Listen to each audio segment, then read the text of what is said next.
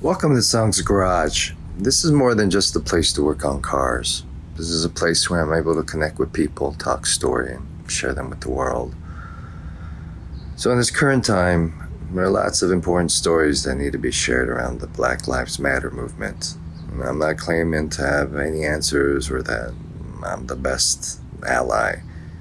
The truth is that I'm still sad and confused and have a lot of questions and definitely a lot to learn. But one thing for sure is that the conversation needs to go on and we must stay engaged and active. So today's talk was energized by a conversation I had with my good friend Curt from Atlanta, Georgia. My conversation with Curt inspired me to hop onto a call with my close family members on my stepdad's side. I had a great conversation with Curt and my cousins Corey, Kendra, LaShonda, and Ezra, or I like to call them Chubbs. So we cover how they feel as Black Americans, as parents, as young men, as Americans. He got his license last year. I had to have a conversation with him. What would you do, or what he needs to do if he gets pulled over by a police? I don't think a white mother is having that conversation with their son. They're having a completely different conversation than I am with him. And then just the other day, I had to remind him of the conversation. Like, let me make sure that it's fresh in your mind, what you need to do if you get pulled over. And I just think those are conversations that I shouldn't be having as a mother with a child. It's terrifying. We also talk about how they educate around the movement. As Black people, what we've been trying to communicate to other people is feel, listen to, and understand our pain. There has been a palpable, legitimate sense of pain and anguish that has been expressed from the Black community for the past several hundred years, but it's came to a head the last few days. And to me, it seems as though white people and people from other ethnicities are understanding, feeling, and acknowledging that pain. They actually want to know too. They actually want to know what's going on, how we feel. And we discuss how the phrase "all lives matter" distracts from the MAID movement. But that's the whole reason why Black Lives Matter hashtag even exists, is because when you kill an unarmed Black person that is not being a threat to you, and you get to go home in your bed and sleep because you're a police officer or just a white guy, or just raised by a white daddy, George Zimmerman, even just that. When you're able to take a human life and then go home and watch the Brady Bunch on TV, that's why the hashtag exists. So Black Lives Matter, we know you matter, because if I look at you wrong, I get arrested. Your life must matter a lot. I hope your conversation encourages you to take a step back and just listen and empathize with others and their experiences. And that's it. We don't have the answers, but I think this could be a constructive beginning or a useful tool. All right, be good. Are you still in Atlanta right now? I am, yep. Yeah. So you've been seeing a lot of chaos the last couple of days. It's been crazy, man. It's honestly crazy everywhere. Just trying to, wrap it around my head at this moment. It's just so much that is being done, and I'm glad justice is being served finally. But it's still not over. We still got a lot. News came out today. Yeah. What? Say what? Oh, I was saying the news came out today that the other officers were being charged. Yeah, from third-degree murder. One of the guys is the guy that did the choking is going to be convicted for or tried for second degree, and then the other guy's third degree, right? Which is a catch-22, because although that seems great, and I hope everything works out, it also has now the prosecutors have to prove, what is it, attempt or something? There's an extra thing that they have to prove, in order to convict him of second-degree murder, which obviously has a stronger charge. But now they have to prove something extra. So it kind of makes it harder for a conviction, but hopefully it works. Yeah. Hey, you know, this conversation, it was inspired by Curt. You know, I don't know, something, well, he was calling and then I owed him a phone call and then I was thinking about him for some weird reason. And then I gave him a call and then, you know, he was sharing with me what, you know, his friends, his Caucasian friends were kind of, I guess, perplexed, you know, and their reaction to his kind of approach to what's going on. And, you know, Curt, could you share with us what you told me, like what your friends, you know? Absolutely. And actually, the guy who I was referring to, him and I actually had a Zoom call yesterday for a couple hours last night. We started at 8 p.m. and he basically just asked me as many questions as possible. He asked me questions in order to understand the Black perspective, to actually listen and comprehend, because I feel like nowadays that's not what, you know, they do for us. We don't have a voice. So it was good that one of my close friends was willing to hear me. And actually what I told Son, he literally was asking me, how do I feel? He wanted me to just get everything off my chest. And he was asking me that what hit home is the fact that he asked me, why did I say that I would pray for him?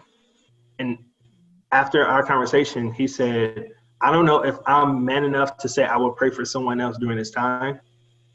So you're a better man than me. And my response was, I have to do the godly thing. God put me on this earth for a reason.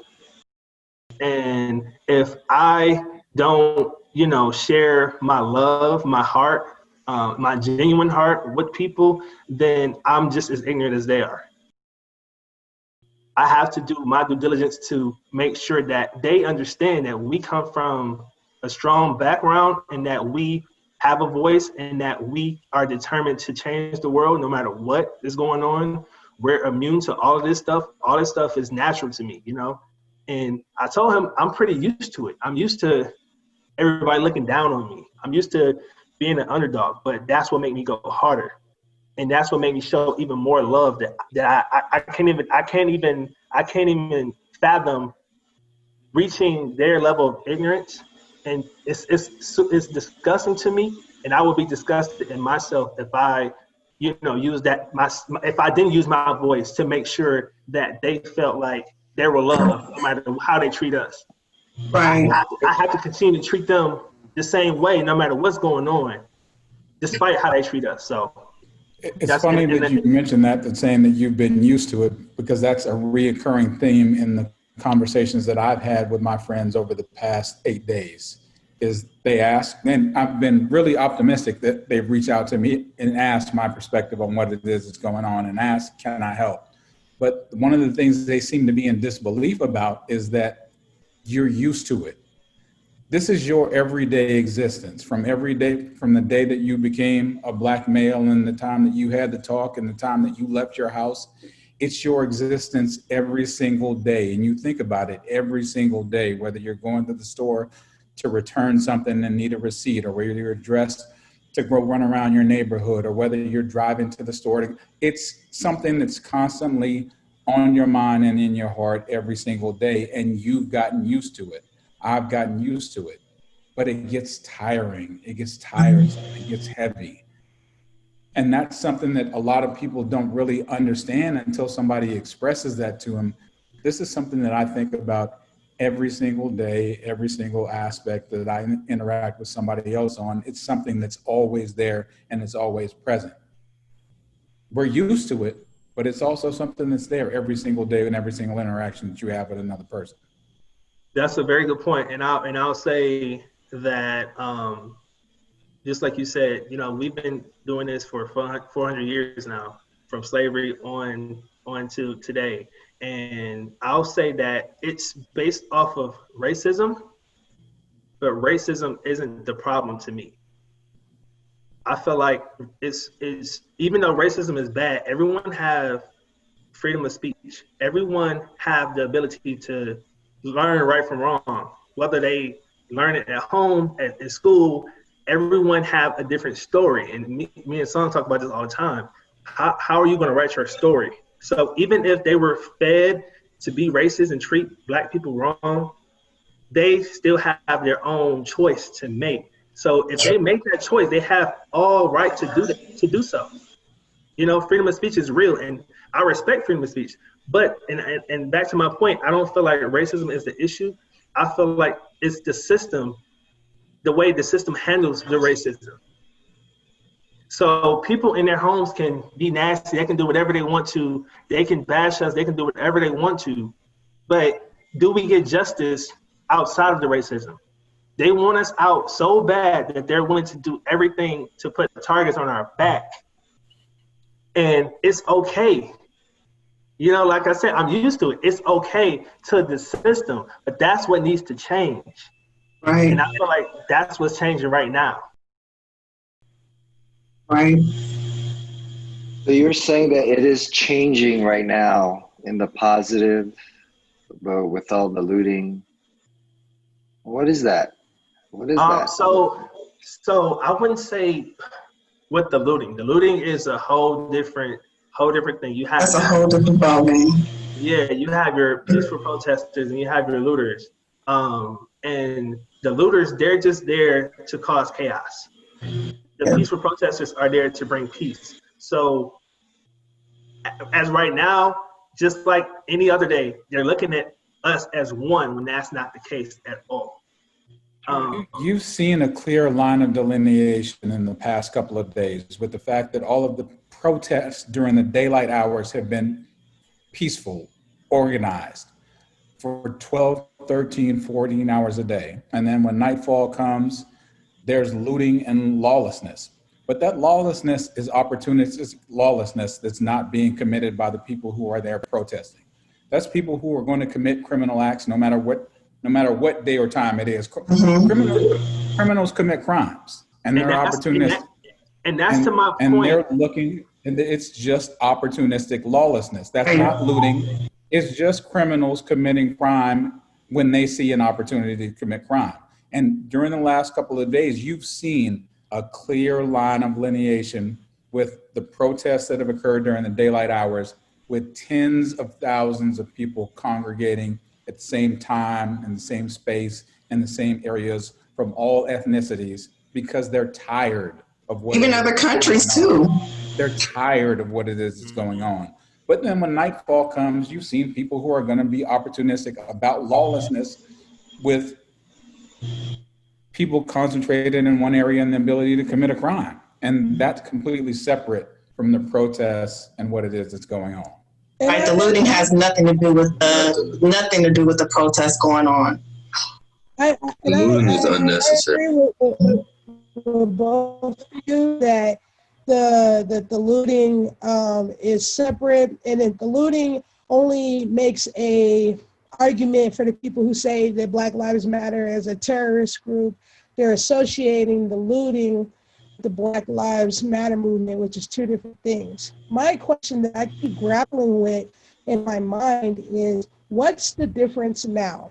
For example, when Eric Garner was killed, when Michael Brown was killed, all these people, there was protests. But yet, this is different. It feels different. All of these major companies, Netflix, Hulu, Facebook, all these major companies are coming out with statements saying, racism needs to stop, brutality needs to stop, all these things. But this is the first time of all of these deaths, this is the first of these major companies coming out with these statements.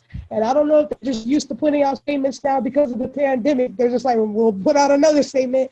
But they're putting out all these statements. And I want to know, what is the difference? Because we've had videos for all these other people that died too. Is it the looting that's causing them to say, okay, burning down Target. This is the first time that these protests has ended up with Targets being burnt down, auto zones, police precincts. These are the first times that we've seen all these places be burnt down, and this is the first time that we've seen all of these businesses take a stance against police. Well, I'll speak to her. I feel like the difference is social media. Social media is huge right now, with Instagram, Facebook, TikTok, Twitter, Snapchat. You know, and not saying it wasn't big back then, but Instagram and other social media platforms is how people make their money. So Right. if they're not marketing themselves or branding themselves, and honestly, it's us who you know spend our dollars in these companies, so they don't want to lose out on not only the black people but the other races that are backing us up. Because if you can see left and right, everyone is like, up, cancel, because people are putting out these bogus statements and not doing what they're supposed to do. I'm actually not one to actually get on social media and put out any statements. But if I had to, I feel like it was necessary. I'm going to use my voice no matter what. I have 3,000 followers, so I have to, you know, do mine in-house. I have to reach out to different people. I have to talk to Ezra after this call to do my job as a black man to make sure the next black man have justice or have opportunity. Because that's one thing that I didn't have when I was born. I'm from Detroit, the inner city of Detroit. I literally was born in poverty. I had nothing. I had no way. A single parent household, all boys in the house. And I had to literally, everything that I got, I had to grind 10 times harder to get it. The school system was trash. Everything was trash. And God literally made a way for me. So I would never take that away from him. And like I said, I have to do my godly duties to make sure that everyone feels this. And I not only do it for myself and my family and my legacy, but I have to do it for other people and their legacy as well. This has felt different to me, and I have my opinions on why it's felt different or why it is different to me. But how have you all experienced this versus things that have occurred during other portions of your life? This feels different to me. This feels like a watershed moment, and it feels that way to a large number of people. There feels like a different feeling, a different interaction, a different vibe with what it is that occurred this time. How have you all experienced what is different this time versus what has been existed in previous times? Like it's different because we're tired. Yes. You know, we're just tired of this constantly happening over and over and over. And not only are we tired, we actually have a platform to be able to speak. Because, you know, if you go back to the Rodney King incident, they were burning down buildings, they were looting and all that type of stuff like that, like they're doing now. But it wasn't so extreme because we didn't have the social media. We didn't have the voice that we do. And it was the beginning. It's just, but it's been like 3 in the last 30 days. Three in the last 10 days, in the last 7 or 8 days. Yeah, so less than 30 days. You know, we're just at the point where we're tired. Yeah, I agree.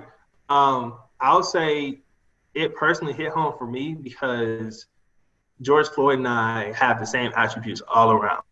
I'm 6'6", he's 6'6".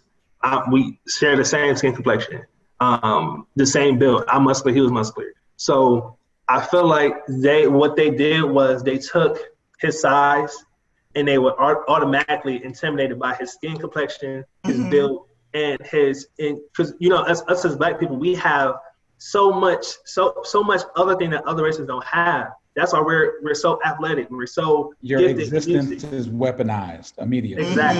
Exactly. And you know, people love black culture until it's time to support the black culture. You know, right? So with that being said, a lot of times people like me that's already, I walk up to you and you like, why are you so tall? You know, but they really saying, why are you so black? You know, right. So it's like if I walk out my door, I'm driving.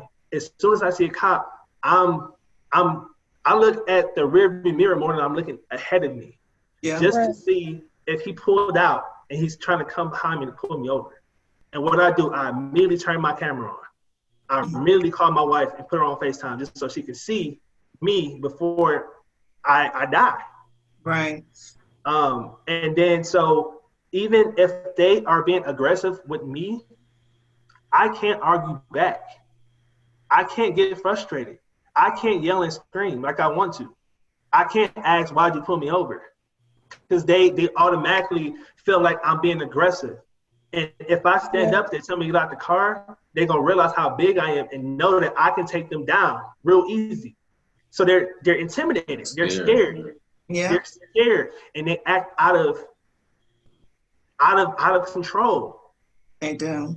And That's what scares me about him, because It's not he's 6 justified. foot and he likes to wear his black jackets with his hoodies. He likes to wear his, things to cover his head, especially when he doesn't have a fresh haircut. He likes all of that stuff, but that scares me. Why should him wearing the clothing that he wants to wear scare me? Not to cut you off, I was going to ask you, how do you feel right now as a black mom with a tall African-American son? Terrified. He works across the street, which is literally walking distance from our house. I pick him up and drop him off. And if he takes the car, I'm like, if I'm asleep, I need you to wake me up and let me know that you're home.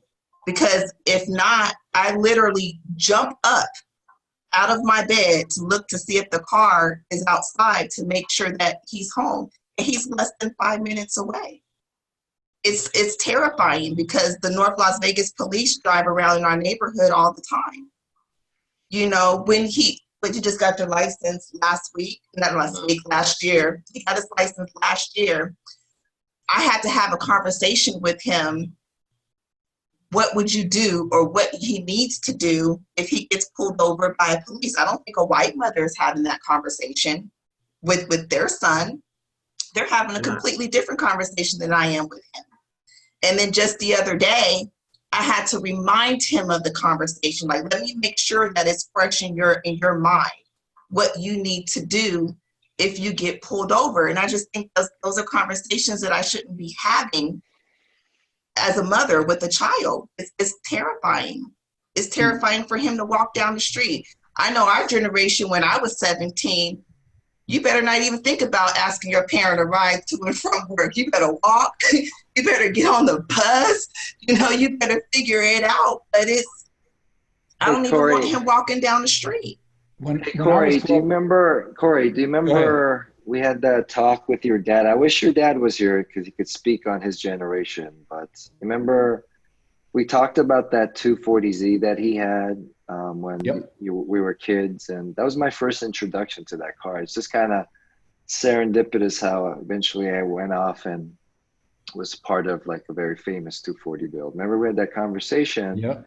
And then you talked about the emphasis of carrying your license, having your license as a black man, as a young black man, and why your dad emphasized that, and what experience actually made you realize you need it. And you guys were in a 300Z, were you not? So it's a speech that he had been given to me from the time that I was 16 years old and got a driver's license, that it's incumbent upon me to have my driver's license on me at all times to prove who I am. And when you're 16, you discount 90% of the stuff that your parents say to you. It doesn't really matter to you. You're invincible, whatever.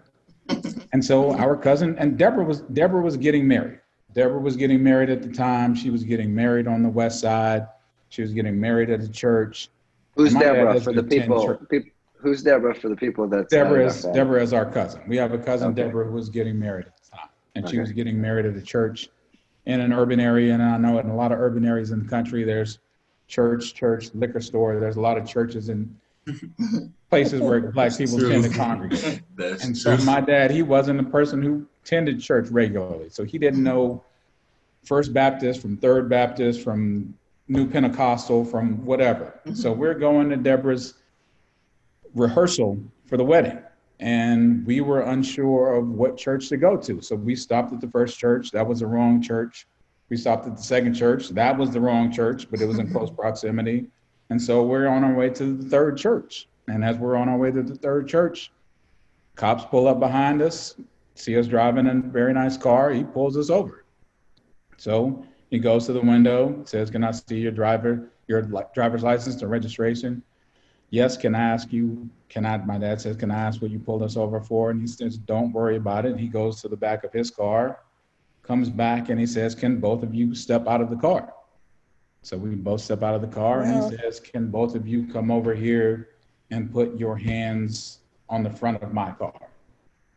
So we both come over and put our hands on the front of my car, in front of his car, and my dad says to me, "Do you have your driver's license?" And I said, "Yeah, I have my driver's license." And so the officer comes back and he says, "Do you have your driver's license?" I said, "Yeah, I have my driver's license," and gave it to him. And my dad asked again, "Is there a reason that you pulled us over?"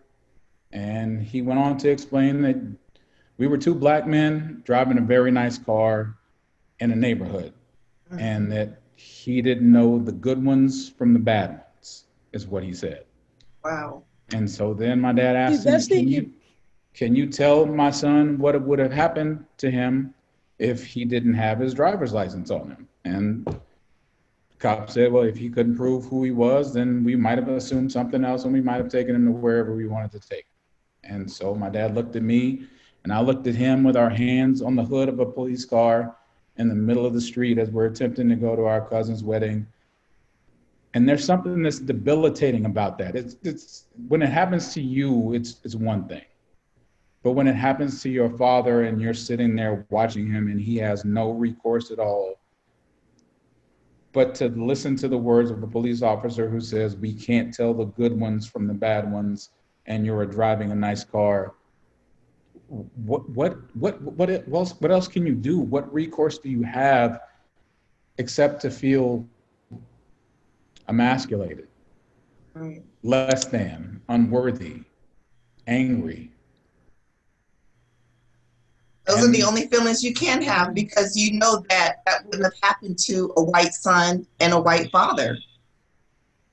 That wouldn't have, whether it was in the same neighborhood, the same street, the same location, had both of you guys been white, that wouldn't have happened. And mainly, he didn't make any bones about it. He said, I can't tell the good ones from the bad ones. You're not supposed to have your license unless you're driving. You wasn't even driving. Why did you need your license?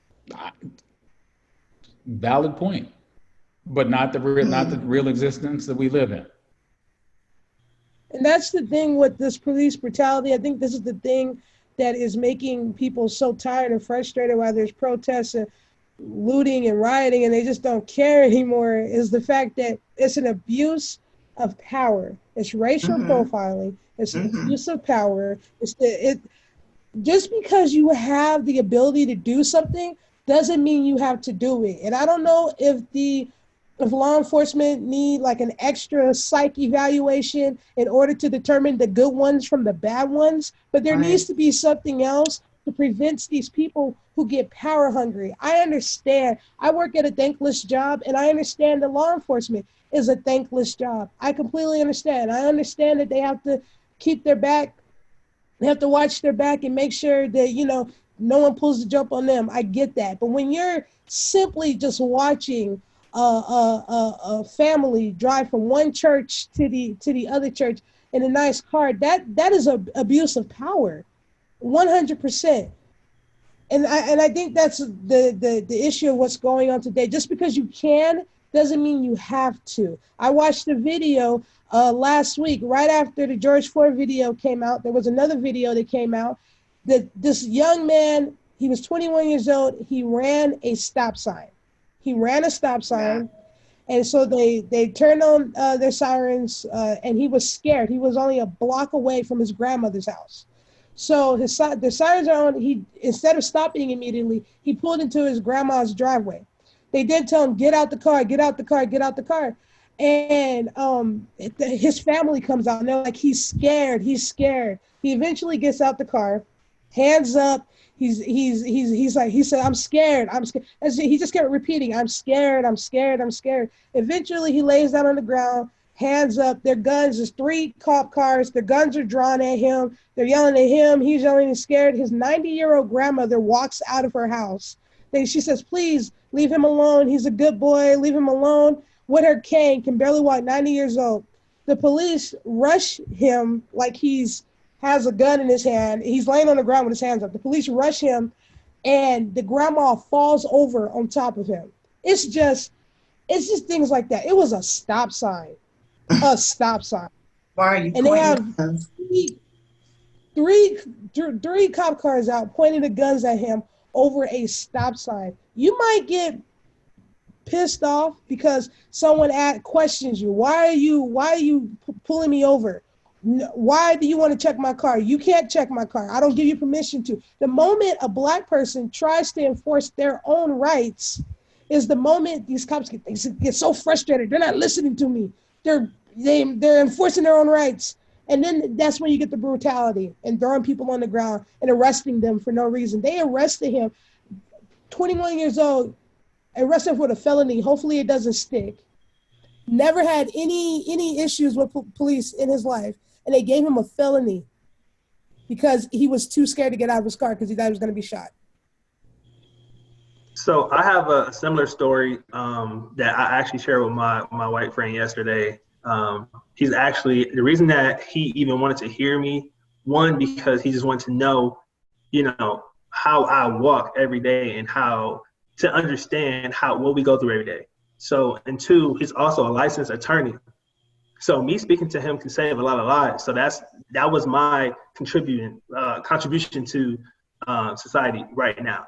But when I was 12 years old, I walked to the corner store. It's always a corner store on every corner. Walked to the corner store down the street from my house, not even a block. This was at 7 p.m. in Detroit. Literally walking home, I had a hoodie on, and it was raining. So I had authority to wear a hoodie because it was raining. Cops, two cops pulled me over, and I'm walking. They pulled me over, and I'm walking. And the one in the passenger seat, he hopped out before the car even stopped, as he was about to draw his weapon towards me. So I stopped. I dropped my bag. I dropped everything, and he told me to slouch over the hood of the car.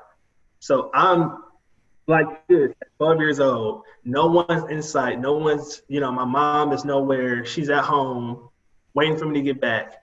And when I shared that with my white friend, he said, Curt, I had no situations like that ever in my life. I never once feared my life of walking down the street. He said I had 3 misdemeanors when I was 19, and I had run-ins with the police that easily could have been murders. But I had my aunt, who was a judge in the same county, that saved me every time I got into trouble. And he said, how do you feel about that? Do you feel guilty that I had white privilege like that? I said, no, you know what? I felt envious because I never can imagine having nothing like that. I never can imagine having no one in power, in position of power, to represent me at all. And I told him, when they pull me over and they say you have the right to remain silent, anything you do or say can be used against you in the court of law. You have a right to an attorney. If you don't have one, the court will appoint you one. If they appoint me one, justice won't be served because they don't know me personally. They don't know nothing about me. They know I'm a black face, that they just trying to get a check, and they're gonna look at me as I'm just a number. He said he never had to experience none of that. He had everything passed down to him. He had a good education, good school systems, everything that he could ever ask for. And he honestly was feeling bad. And like I said, the God in me told him, don't ever feel bad for being successful, no matter who you are or where you come from. As a black man right now, I'll be 28 years old next month. As a black man right now, I have to do what I have to do to break the generational curses that came before me, that came because my family was ignorant. because of what they do to us day in, day out, because they didn't know right from wrong, because they didn't step out on faith and build their own legacy. And I don't fault them, but it's going to stop here. Right. You know, it's going to stop here. And I had to let him know, don't ever feel sorry, because it could have stopped with you, but no, you have 2 degrees, and I'm so proud of you. And even in the midst of this, I can still say I'm proud of him and I love him no matter what's going on right now. No doubt. No doubt. Ezra, how do you feel growing up with all of this going on? Scared. Because I'm scared to walk down the street. And I get pulled over and not coming back home. I'm scared to wear what I want to wear and go somewhere not. As a black parent, when you have kids, it's funny, you mentioned Ezra coming back home. As a black parent with kids, your entire existence with your kids is getting your kids back home. That's it. It's not all the ancillary stuff. When you go to bed at night or when they go out at night, it's geared towards getting your kids back home. When I was about 12 or 13, a friend of mine who lived around the corner, he was my best friend around the corner. When you're 12 or 13, you're not scared about a whole lot, especially in the neighborhood I grew up in. There wasn't a whole lot to be scared of. We were scared of getting kidnapped. So it was 6 o'clock, 6:30 p.m. The street lights had come on. He was supposed to be home, but we were both scared. So I walked him to the end of the corner, and we both grabbed screwdrivers because we were both scared of somebody coming to get us. So we walked to the end of the street. I gave him a screwdriver from my dad's garage. I had a screwdriver. We walked to the end of our street, to the end of the street. He lived on one corner. I lived on the other corner. And then from the time we left, we both ran back to our homes. And so I'm running down the street in my suburban neighborhood with a screwdriver in my hand. And I got home and my dad saw me running down the street with a screwdriver in my hand. He said, what the hell are you doing? So I just walked Dominic down the street and we were both scared. So I was running home with a screwdriver in my hand. He said, don't ever, ever, ever run down this street again with a screwdriver in my hand. Not because he was concerned about what would happen to me with somebody coming to get me. He was concerned about what my neighbors might perceive or what the police might perceive me running down the street in my own neighborhood with a screwdriver in my hand. At the age of 12 or 13. And so, I mean, that existence, just like he was just describing, and just like Ezra was describing, and as a black parent, what we're describing, everything is geared around just getting your kid home at night, whether you live in the worst neighborhood and you're concerned about gang violence or whatever violence is going on. There's an additional element that you have to worry about with the people who are supposed to be serving and protecting you, that they might do harm to you, but everything is geared getting your child home at night. Very true. And that's something that's tough to convey unless somebody's sitting down and willing to listen. It's almost difficult to believe. It is. I'm so excited when neither one of them go out at night. When they're both in the house at night, you know what I say to myself? And it's like 8, 9 o'clock. I say, oh, I get to get a full night's of sleep. I actually get to sleep through the night without having to wake up because they're both home. Why can't I sleep every night? That's terrible. And I'll say this. I'll say that luckily George Floyd situation was recorded. Luckily, you know, he was on the ground with that cop's knee to his neck for 8, 9 minutes. Say if that girl was recording, her phone was on 1%. She went and got all of that coverage because he was on his back for that long. But luckily, we were able to see in real time everything that happened. Imagine all of those Black people that got killed without a camera in sight. Just like I said, it was 12. I was 12 years old. It was 7 o'clock at night. No one is outside. Everyone's eating dinner in their house.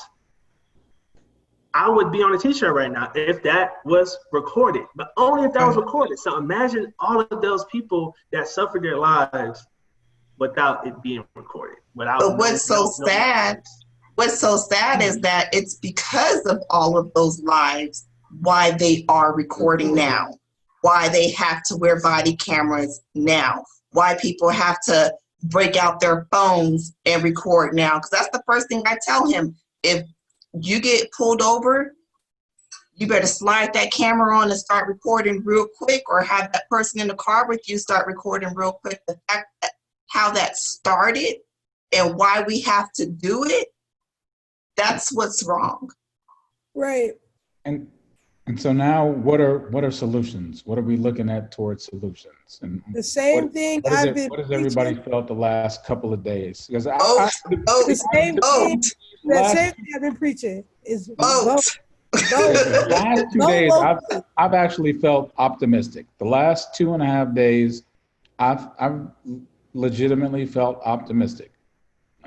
What about you guys with solutions, and how are you feeling? I have to challenge you all on that. I have to challenge you all on that, because this stuff was happening when Barack Obama was in office too. That's true. Well, It was still happening. It was less prominent, but it was still happening. No doubt. Did you hear Barack speak today on CNN? And his sense of optimism over the past couple of days is one of the things that moved me to my sense of optimism over the past couple of days. There's been a difference. Like I said, the past 2 days have been different than the previous 6 days.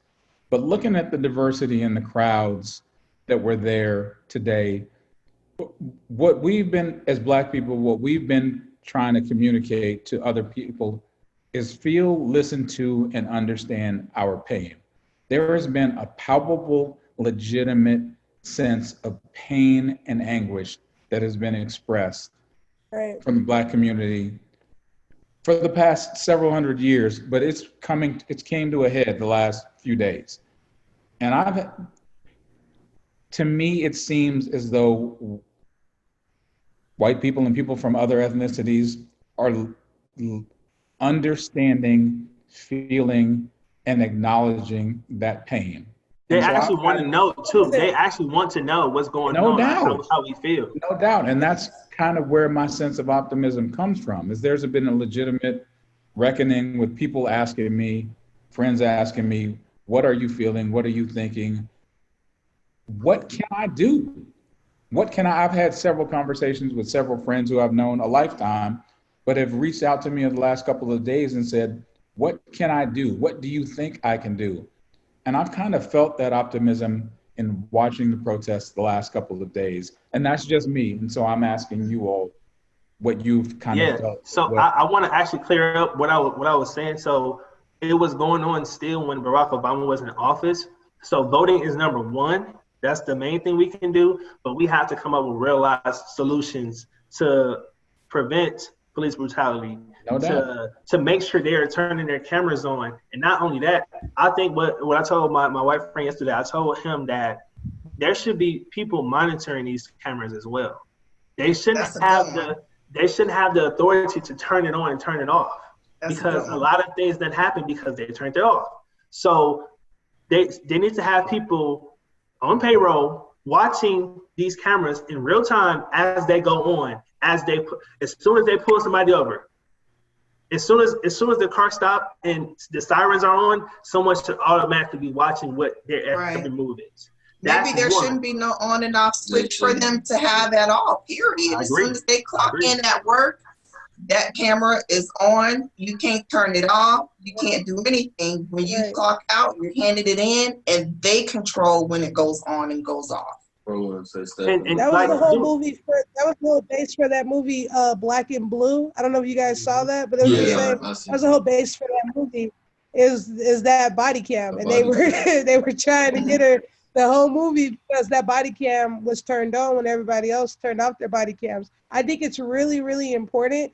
I think that voting is really, really important, because voting for your local officials, really take the time to do your research and make sure that these officials are ones that stand by you in your community, because this is going to be the difference between if anyone is afraid or not of committing certain acts. There are lots of people, lots of examples of previous police brutality that there's no convictions at all. Everyone knows the saying, if you kill a black person, all you get is, administration leave with pay, and that's it. And no one else is worried about anything. So if you vote for your local officials who say, I'm against police brutality, who say, I will, judges, I will, if convicted, I will give them, the same sentence I would give someone else. Because at the end of the day, no matter what uniform you're wearing, you're still a person killing another person. True enough. And to that point, Kendra, I'm so glad you said that, and that's so true. So that's why right now I live in Atlanta. I feel so secure having Mayor Keisha Lansbottoms as our mayor. Yeah, I love your mayor. I love her. She's like the black mama to the whole black community. I feel like she was my mama. I love her. Yes. And it's honestly refreshing having her in office. And I hope she stays as long as she can. But on not only once during this whole thing, I don't know if you guys seen in Atlanta, the cops pulled over that couple, that college couple. And they immediately tased them for no reason. First they slashed their tires so that they couldn't drive off. What? And then they tased them immediately. I didn't hear about this one. Yes. They've been all over the news the last. They're everywhere. It was 6 cops for 2 people. And the girlfriend was screaming for her life. So what Keisha Lansbottoms did, they got on the phone and they got all of those cops arrested immediately. And then now the couple is on CNN speaking about their experience. They're not locked up, they're not dead, they're not doing anything. And that's what made me feel good. And also, to your point about Obama, and I have this, I don't know if you guys see it. Can't see it. Oh, there we go. Yeah. Okay. She tweeted after watching the Obama thing, and she says, Atlanta accepted challenge Barack Obama, and she tagged him. She said, I will issue an executive order establishing a commission of stakeholders and organizers to examine our use of force policies and call upon them to make recommendations accordingly. Thank you for your leadership. And that's what he did, is he called upon the mayors in every city and the police chiefs in every city to revisit their force recommendations, to revisit everything, every city, every major city, to revisit everything and come to the table with changes. And that's what it takes. It was presidential, and it filled the vacuum that's created by the lack of leadership that's in the White House right now. And that's why it's been, people have responded to it with such great force, because it's filled a leadership vacuum that exists right now in the White House. But that's a whole nother story. Yeah, so, that's a conversation. Yeah, that's a whole different conversation. That's a whole different conversation. Yeah. So, to Kendra's point, I want to challenge you guys to not only study up on the politicians, to vote, to get out there and actually put on your social medias that I voted, like just to lead by example, and also to talk to your, like you said, Corey, talk to your non-Black friends. Make sure that they're educated properly. Make sure that they know what we go through every day so they can feel it and actually try to do something about it. Because it starts with that one family and then it goes to other families. And my friend, he said he said today he's been talking to his family all day. He's been talking to his girlfriend family about me all day because of everything that I told him about yesterday on our Zoom call. So I really challenge all of you to get out there and just make sure that they feel us. They know what we go through every day. They feel how we feel. And, they can't be in our skin, but they can know where we come from and actually do something, because it only started with one person. Just like you said, it started with Obama. And he reached out to the mayors. It starts with one person that will lead their army and reach out to their families and their friends. So I challenge that to all of you. Yeah, that's awesome. We need them too. We need them too. We can't do this by ourselves. We need them too. That's what I was trying to explain. I was trying to explain this to somebody on social media, because there was a post that was made. It was a white guy, and he has 2 half black siblings, and he was just saying like, I'll stand for you and everything like that. And this black guy just came on the post with so much hatred, and I'm just like, you have to realize that we need everyone. We need everyone. I saw an amazing Native American tribe doing a dance in Minneapolis for George Floyd. We need everyone. Yeah. So you can't you can't say, I know the black people are tired of having to explain things over and over again to each and every white friend and things of that nature. We can just put out a blanket statement, and have Obama or, Al Sharpton make a statement to all white people to explain how we feel. But even though we're tired of explaining everything, we need them too, or there's not going to be a change. Right. No, Yeah, I so legitimately speaking on feel that, other people Kendra, were tired as well. Song, you wanted to say something. What were you going to say? yeah, well, just to kind of, to piggyback off of what Kendra's saying is this, do you guys feel like this all lives matter slogan is dangerous? I mean, that's, Yeah. the conversation is that, yeah, it's, that example, I'm hearing is that, there's a house on fire, and then you basically put water on all the houses and go, all the houses matter, but you ignore the house that's on fire. So, I mean, know what? I'm going to even challenge that one. I heard that one, but I made my own. So imagine if me, Sung, and Corey, and I don't know, Zach, a white guy, is walking in the airport together. All 4 of us are walking together. Corey passes out. Sung, what you gonna do if Corey passes out? I wouldn't give him CPR right away. I would check his pulse and then kind of clean his mouth, and then I would go in. That's Coronavirus is not coronavirus. To my point. To my point, you would do something to help him so that he don't lose his life. Right. So that's how they should look at us. We're suffering right now. Right. We're suffocating right now. We're tired. We're exhausted. We passed out. Help us. Help us. Right. That's a good analogy. The thing is that I think all lives matter. All it does is it tries to trump it tries to trump Black Lives Matter. And I just I think that the house burning analogy is good. I like the passing out at the airport.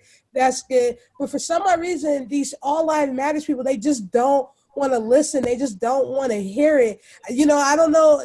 I keep trying to encourage people of color to run for office, because I'm not saying that if more people of color run for office that there's something bad is going to happen to white people. Right. It just means that at least someone could be like, well, all lives do matter. And I'm going to, but my thing is that I just want people to understand that you can be Black Lives Matter and you can also be Blue Lives Matter. Just because you say Black Lives Matter, it doesn't mean. Oh, she wants to, to kind of say what she's saying, they feel like they're having a problem with it is because it's not happening to them. What if it was the Hispanic community going through this? Are they going to say that the Hispanic community lives don't matter? Kendra, I was saying that they're having a problem with it is because it's not happening to them. It makes a difference when the camera's turned on you. And miss me with that Blue Lives Matter stuff, man. Like, at the end of the day, it's not about them being police officers. It's about what color their skin is. They're only police officers from this time at 1 a.m. In the morning to this time at night. We are Black 24/7, 365 all the time. So the entire time. So I don't want to hear about blue lives, because it's not happening to them. They have people to protect them. We don't. Yeah, Right. They have people that Right. were joining If a clubs. person, All we have is each other. that's true. They have partners. They have people that they go out in the field with. You know, they have the whole well, justice system, and it's made against Black people. Who's protecting us? the whole justice system, that's Each exactly other. right. Yeah. If you kill a police officer, you're leaving either in a body bag or you're going to jail for the rest of your life, or you're getting executed straight Not up. even killed. That's it. If you assault a police officer, you're getting time. It's trouble. Right. You ask a question. Right. If you Don't push even them, hit a police officer. you get arrested. Right. If you spit on them, it's assault. If you push them, you're getting arrested. There's nothing, but you can make Corey and his dad stop in the middle of a street and harass them for no reason. That's the difference between Black Lives Matter and Blue Lives Matter. The whole reason why Black Lives Matter exists is because. And I'll add to that. I feel like so other races, they come from a point to where they don't have to worry about what we go through every day. So they can go through their everyday lives, they can reach success, they can study for the GMAT, they can do everything with a clear conscience. We're constantly thinking about when we leave our house, am I going to die today? You know, Right. Will this be the day? I told son the other day I was going for a jog. When I'm running out there, I'm watching my back 24/7, and that's a horrible feeling. I tell my daughter when I go for a jog around our neighborhood, if I'm not, I tell her how many miles I'm gonna jog. If I'm not back in 30 minutes, if I'm jogging 3 miles, if I'm not back in 30 minutes, then call me, see where I'm at, see what's going on. And that's something I say to her every single time. The base assumption is that all lives matter. We all start feeling the base assumption when we start Monopoly on Go. The base assumption is that all lives matter. We're all in agreement. We're all in agreement that all lives matter, correct? So it doesn't need to be said to us that blue lives matter, that all lives matter. We know this from the base assumption, but once you start moving across the board, there are people who don't know necessarily that all lives matter. That we got to tell you before we come back around and get to go again, we have to remind you, hey, remember again, that Black Lives Matter. We're never going to stop having to remind people that that's the case, or at least we haven't reached the point yet where we have to stop reminding people that. Right. Hopefully we get there. We'll get there that someday we don't have to remind everybody, but you certainly don't need to tell me that all lives matter, because I started from Go knowing that all lives matter. Your life mattered to me when I started my journey. But how have you felt about what my life means to you? And you can't even say all lives matter because ours haven't mattered yet.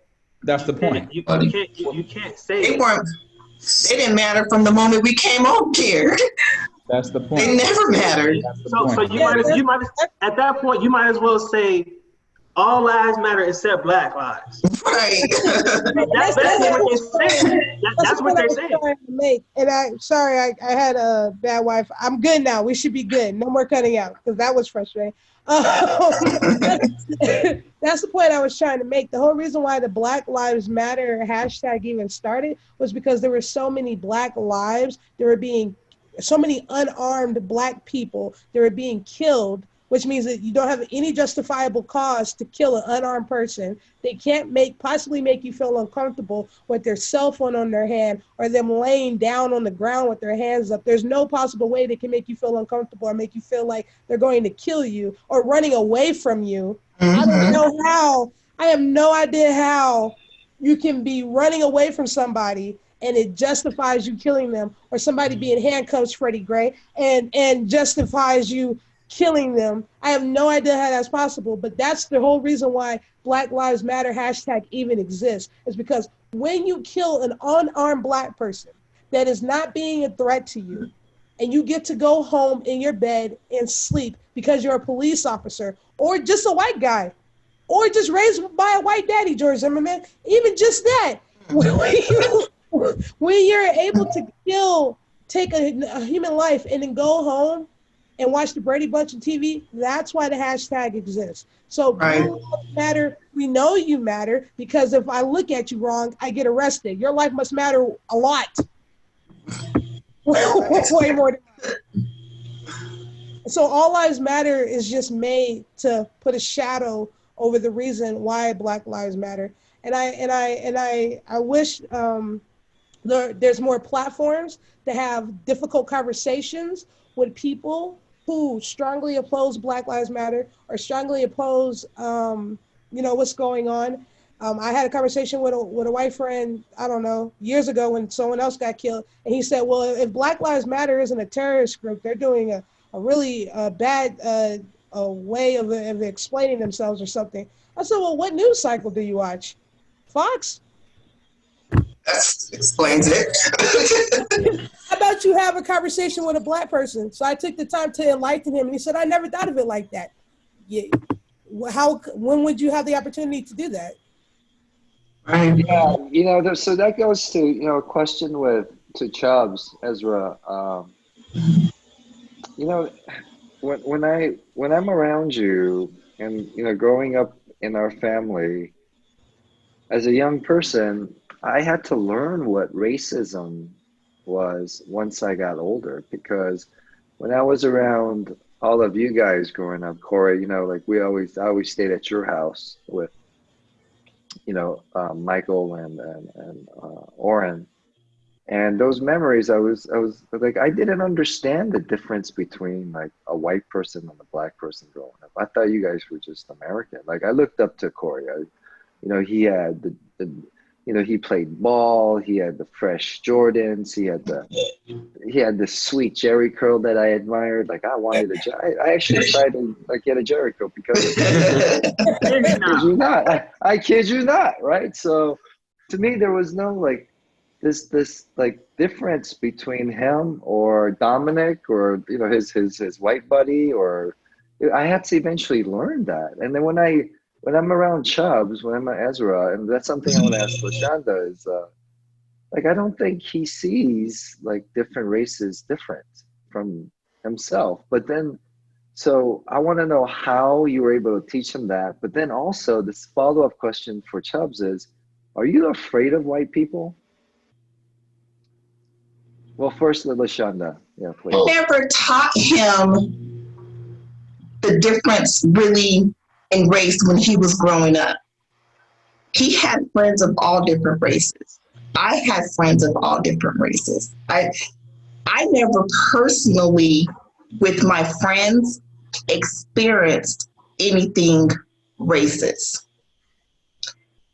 I grew up in predominantly white neighborhood as well. I didn't pretty much started teaching him the difference in his skin tone until recently, until he became a teenager, until as the cycle kind of gotten worse over time, So he's that is a really good question with you, because you didn't grow up thinking like that. So how do you think now? I'm not really scared of white people. Listen, like, I'm scared of white people with a badge and a gun in their head. That's mainly it. I've been put in cuffs for walking across the street and looking behind my back trying to watch my surroundings.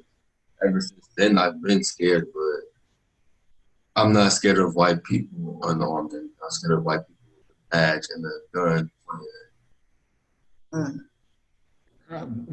Basically, he's scared of the police. We've all grown up with culturally diverse existences and upbringing. I mean, look at our family is culturally diverse. So we have an unconditional love for people. People in our family range from A to Z. So how else could you have anything but unconditional love for everybody that you come in contact with? Yeah. But what I'm starting to realize is the word empathy. There are people who don't have the ability to put themselves in another person's shoes. I'm a naturally empathetic person. I've never been a woman, so I don't know what it's like to have to grasp my keys in my hand when I'm walking from one place to another to feel like I'm going to be attacked. I don't know what that's like. But if I do want to know what that's like, I will ask somebody who I trust, and I acknowledge that existence exists. I don't know what it's like to have to grab the hold of the hand of the person that I love and walk into a place and feel like I'm looked down upon because that person happens to be of the same sex. I don't know what that's feelings like because I'm not gay. But if I do want to know what that's feelings like, I will ask somebody who I trust. And I know that that feeling exists. I'm empathetic. I'm able to place myself in another person's shoes. Right. People don't understand or know what it's like to be Black, but they have people that they know that they trust who they can ask what it's like. And they have to have the ability to place themselves in another person's shoes. And what I'm coming to understand is there may be people who are not, who don't have the ability to be empathetic, or refuse to be empathetic. One of those two things exists. And you just defined A lot. privilege. That is what exactly what white privilege is. That's exactly to be able to move in the world without having to think about who you are. You can just move in the world unapologetically, without any empathy or caring about another race, in particular, white privilege. That's exactly what it is, because the world is already designed around you. No doubt. The world is designed around you. You don't design around the world. You don't walk into a room and say, "Oh man, I'm the only white one here." I mean, maybe in Atlanta, Curt, I don't know. That happens a lot, But but most people, if you're white, you can walk into a room. You don't have to think, "Oh, I'm a white," or you don't have to think, "I got to act differently so that these people don't think that all white people act like this." Or as a white male, you don't have to say, "Oh, well, I should not wear this clothing or listen to this music because I don't want everyone else to think that I'm just like that other white guy." And you just don't think. You just don't think. You just wake up. You don't watch TV and say, "Man, God, I've watched 5 commercials and not one white person in the last 5, maybe BET, I don't know, but most of the time, you can go to a movie theater and you see 10 movies, and not one of those movies has a leading person that's not white. You go, dang, I can't get any movies with someone who looks like me. That's the Corey, you just explained the definition of white privilege and why it's so dangerous to the rest of us. And I'll say from my point of view, I wasn't raised to view any type of race. I was not even taught. It's just like you said, Corey, it's inheritance. It's who you are as a person. Right. And me and Son talk about this literally every phone call about being a good person. Son told me that he don't thrive off of how much money you got or who you know or how famous you are. It's about, are you a good person? Right. And I will forever carry that with me. And I only surround myself around good people who's going to do good for me. And I went to Michigan State, so I went to PWI, and I was around. I had white roommates. I had other races as roommates, and I always looked at them as just another human being that had the same heart, they bleed the same as me. They breathe the same air. My brother, my dude, eat the same food. So we're all one species, just different colors. So it's all in your heart. Who are you as a person? Not how was you raised? Not who you come from. Who are you?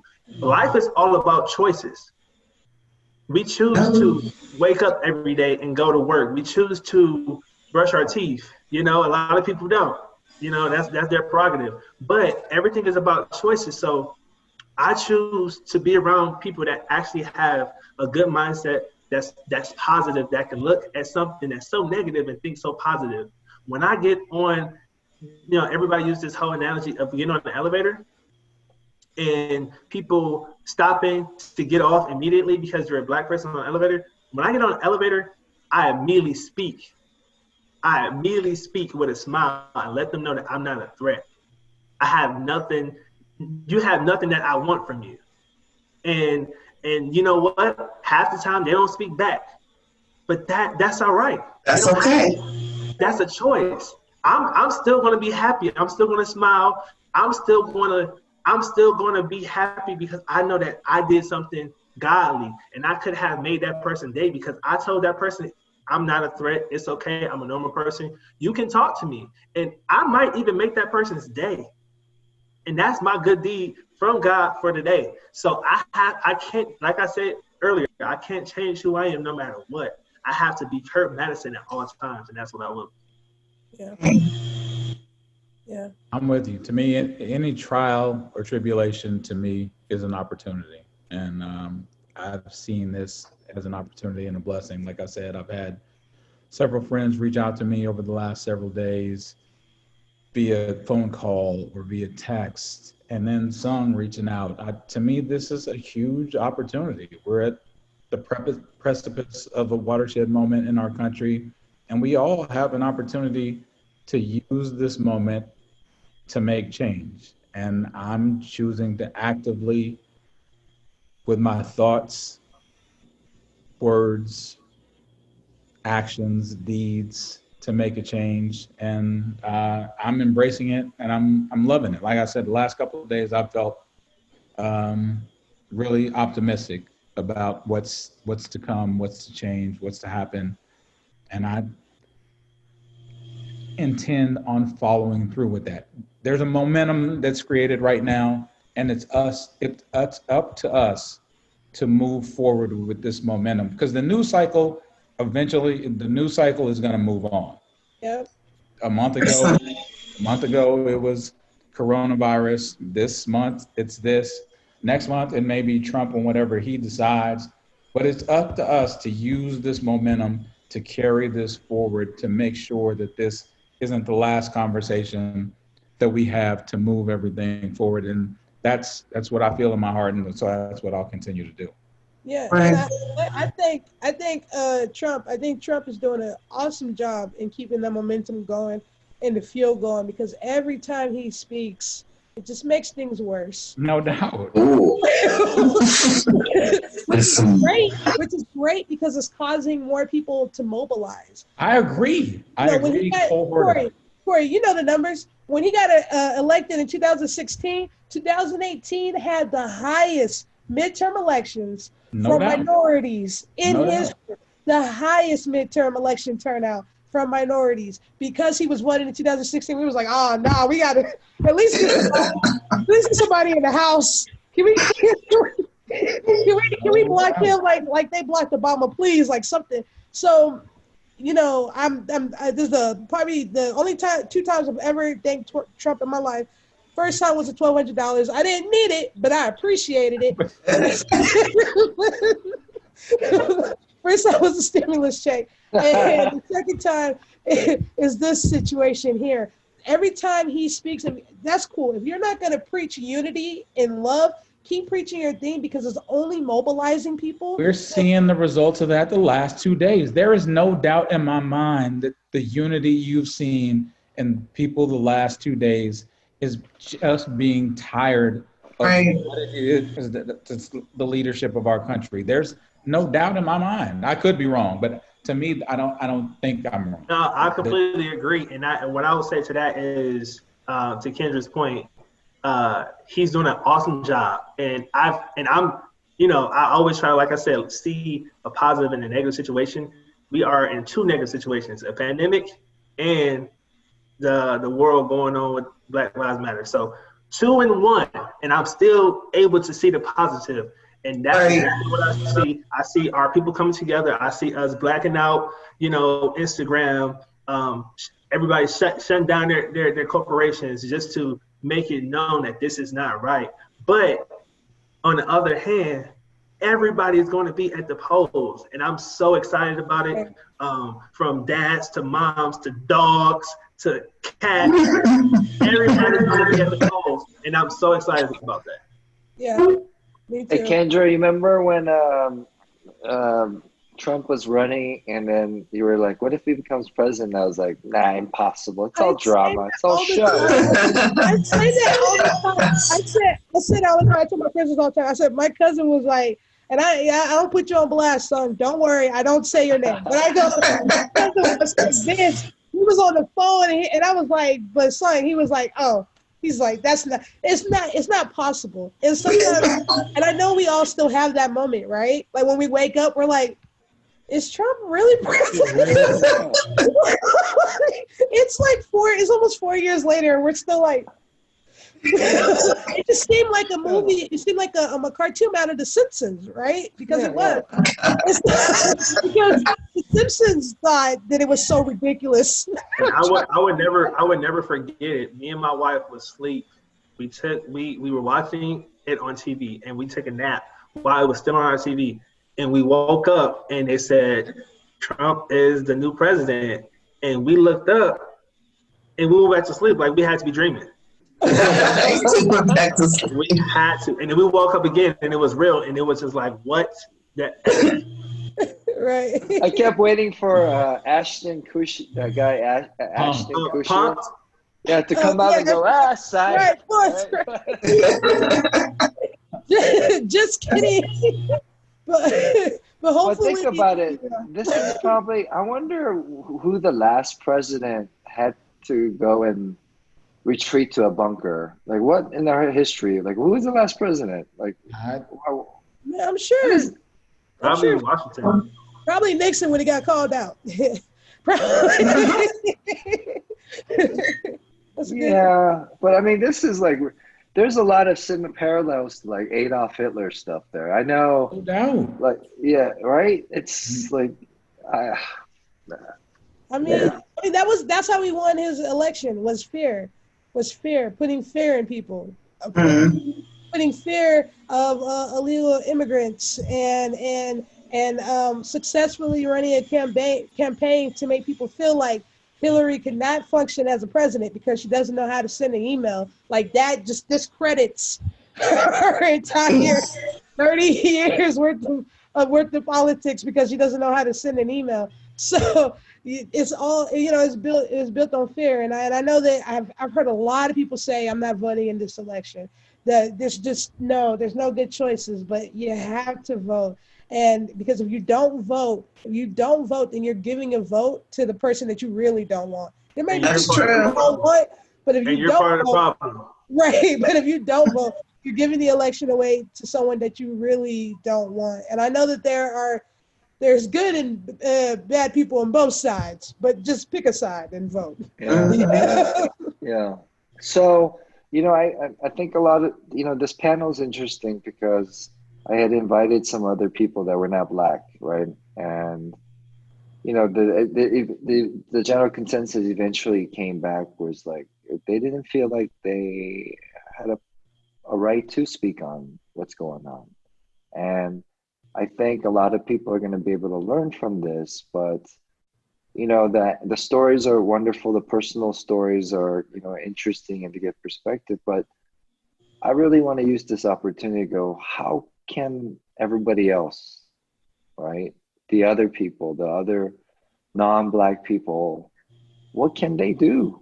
Because I think they're at loss. Like, there are friends that are like, just kind of like running around circles. I want to do something. I want to do something, but they're not going to go protest because they're afraid of the COVID thing. In the voting thing, they already vote. But then in the moment right now, they feel powerless and they feel like they are actually part of the problem. And same here, guys. It's like, if I didn't grow up and I wasn't dealt the cards in my life and I didn't grow up with you guys, my lens, my perspective on Black folks would be totally different because look, man, just, whites are not the only racist people. Asians are the hella racist, and Black people are racist. There's bad seeds in every ethnicity, but then it's the education, it's perspective, it's opportunity to have, diverse friends. It's an opportunity to have parents that grew up in that environment. But right now, for everyone that is on the side of Black Lives Matter, I don't know, man. Like, What do we do? I'm Have keeping it brief. uncomfortable I'll conversations. answer. I'm keeping mine brief. I'll say Okay. my two words are unconditional trust. You don't have to experience what I've experienced, but if you trust me, love me, value me, you can trust the pain that I'm telling you about is real. You can trust me that the pain and the experience that I'm feeling is real. Now, President Obama tweeted out yesterday, he tweeted out a link to 5, 6, 7 different organizations that you could have tangible goals and things to contribute to if you really want to contribute, whether it's the Innocence Project or 4 or 5 other tangible things that he tweeted out that each and every one of us could verbalize, grab a hold of, and contribute to. If people really want to know, they can find that tweet, look at it, and contribute to one of those organizations. Contribute your time, your energy, your effort, or your money. Any one of those you can do. And then just trust the people that you love and that you care about to believe and hear and understand and feel what it is that they're feeling. I think it's really, really important to have those uncomfortable conversations with your friends and family. So if you're not Black and you hear someone say something derogatory, not just about Black people, but everybody, have that uncomfortable conversation. Why are you saying that? Call them out on it. It's uncomfortable for you. It's uncomfortable for them. But really changing everyone's mindset is what's going to be the difference for our future. So have that uncomfortable conversation. I've had a lot of support from my white friends in my direct messages, in my DMs, reaching out to me, telling me that they are thinking of me and they're caring about me and everything. And that's great, but make a post on your Facebook, on your news feed. And it might piss some of your family members off, but it's important because those conversations is what changed the mindset of people in this country. That's how you transition from being a slave picking cotton to working next to your coworker, is because people's mindsets started changing with uncomfortable conversations. So be an advocate. That's all I want. Be an advocate. Yeah. Those are two great points. But I'll say educate yourselves. Not only from books. Books is a main source that you can educate yourselves. But like you said, Kendra, ask your friends. You have friends for a reason. Even if you don't have friends, ask your friends that actually have Black friends to understand exactly what we go through. Have these raw conversations. Let them know that they can ask you whatever, get off their chest, because that's what they people are afraid. They're afraid they're going to say the wrong thing. They're going to offend us, but you have to tell them it's okay. I'd rather you do it with me than do it with somebody that's going to judge you, which I'm not here to do. I'm here to help you. And also watch movies. Watch When They See Us. Watch If Bill Street Can Talk. Watch Black and Blue, like you said. And it's so many.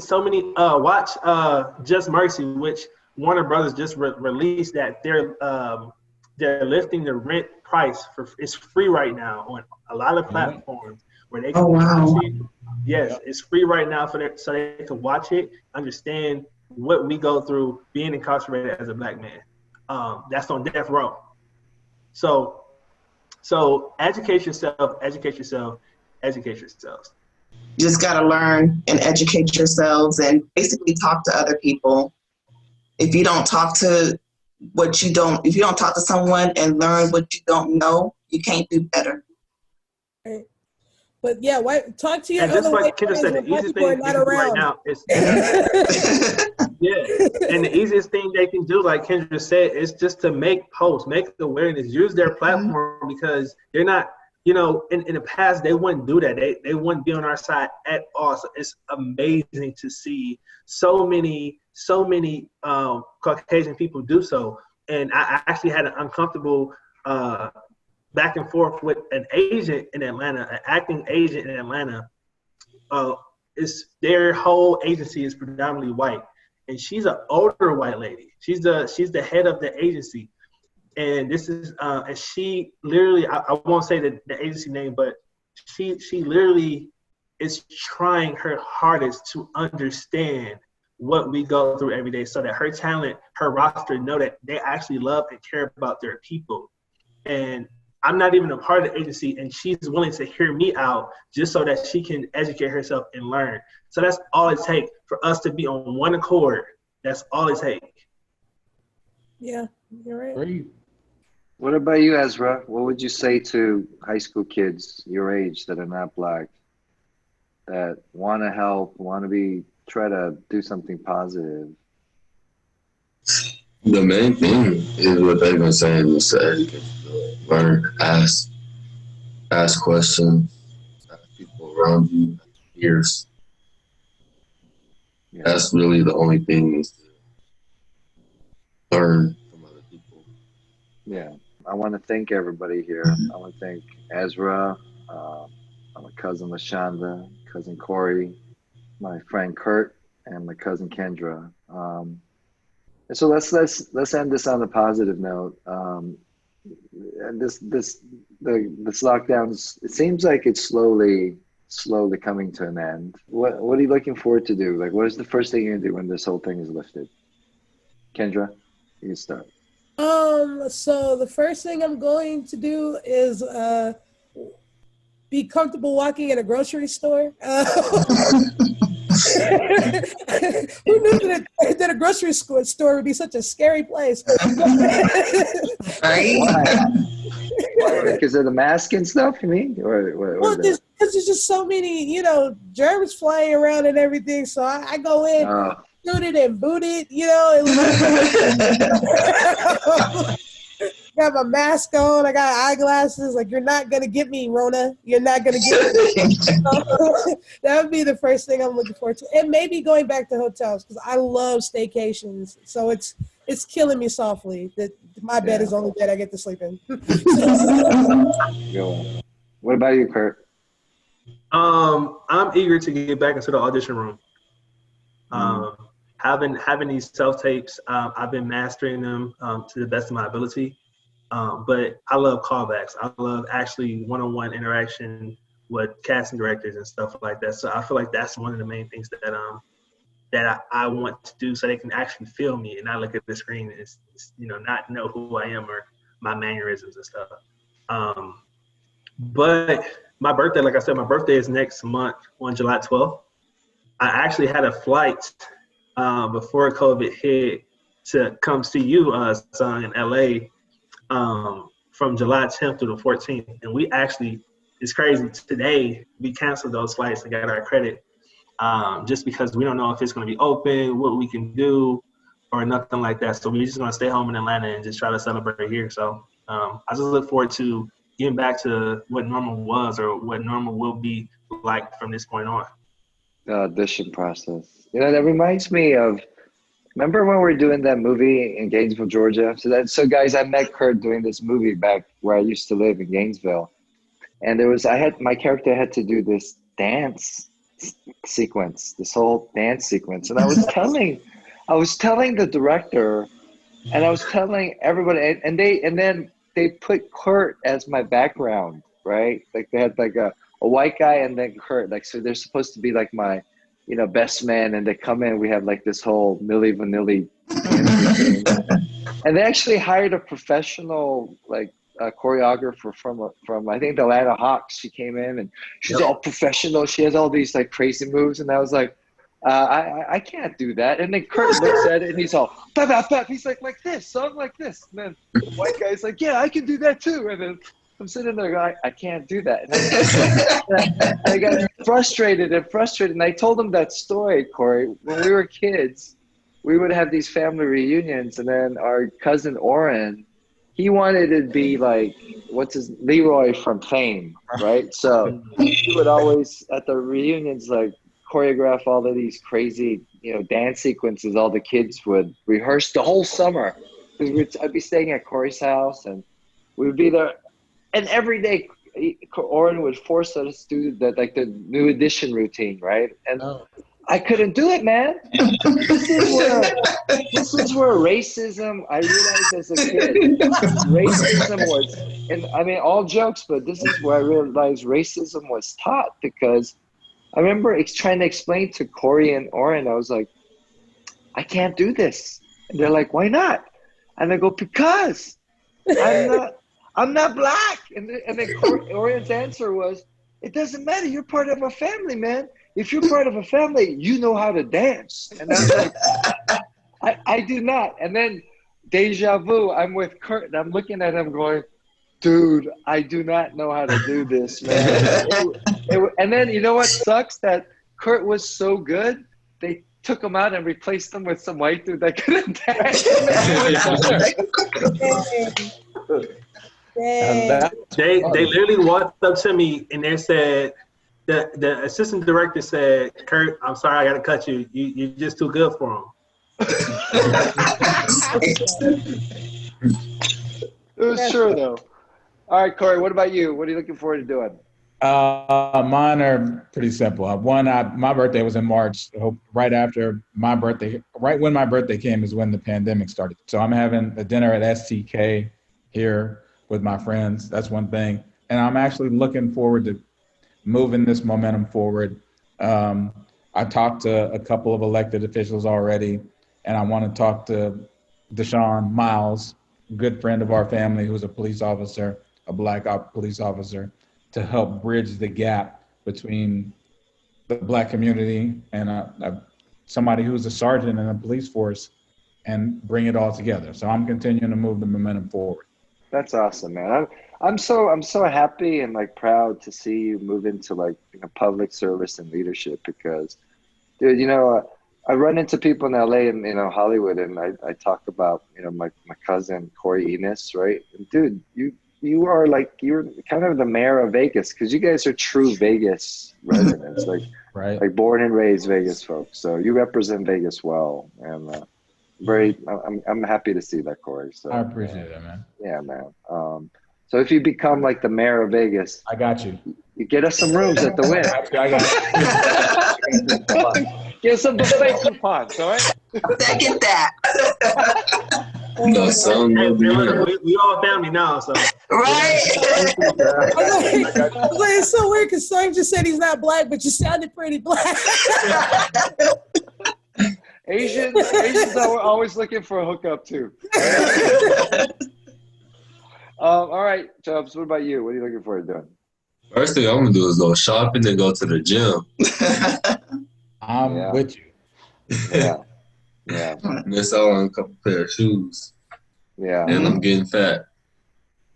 Yeah, time to hit the weights, right? Yes. Yeah. See, that's young man problems. Shoes and looking fresh for the ladies, right? That's why. That's why you go to the gym. My body's getting. Oh, shut up. Gosh, please. Oh, get out of here. Please. Bad knees and a bad back. What about you, LaShonda? What are you looking forward to? For me, I am looking forward to my son's graduation. When all of this is over, I am looking forward to his high school graduation. I'm looking forward to them setting a date so I can see my baby walk across the stage in his cap and gown. Wow. Congratulations to both of y'all. Thank you. Yeah. So they're going to actually have a walk-in ceremony that they plan. They're talking about the date. They said we should know sometime next week, so hopefully soon. Yeah. Well, I'm looking forward to, during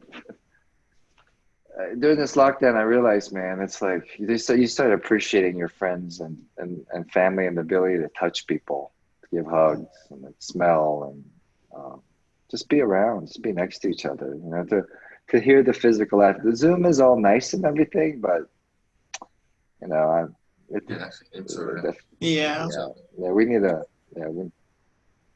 need to get together. So that's what I'm doing. Right. We need a cousin session pretty soon. Yep. Yeah. Hey, real quick, it wouldn't be Son's garage without a car. So I have a car. This is my baby. Right. What is it? This is how Son What is talks. it? This is my baby. This is a 1962 Impala, and it got the purple fire things. And you were talking about a Coppola. I don't know if this got a Coppola. I don't know. Anyway. That was a pretty good imitation of me. This is when it should cut off for her. What's that? This is when it should cut off for her.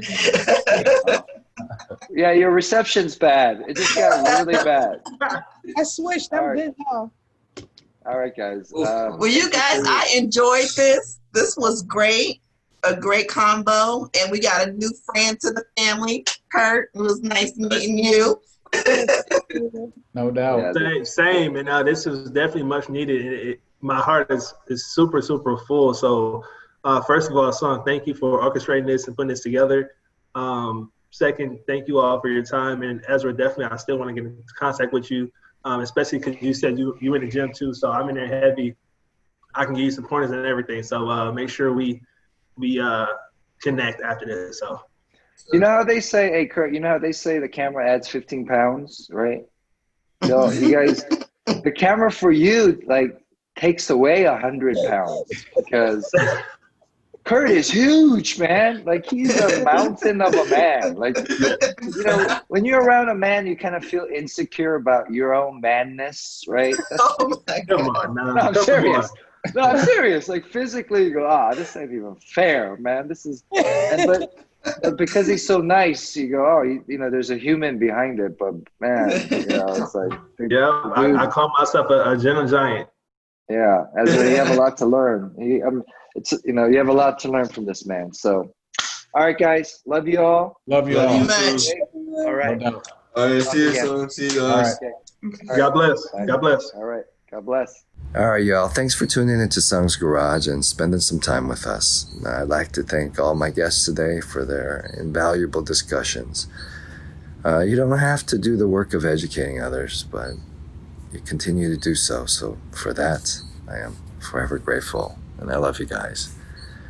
And moving forward, I hope the world continues to listen and offer unconditional trust to the experiences of our Black communities. Now, this is a pivotal moment in time where we are shaping a more just society that values Black lives.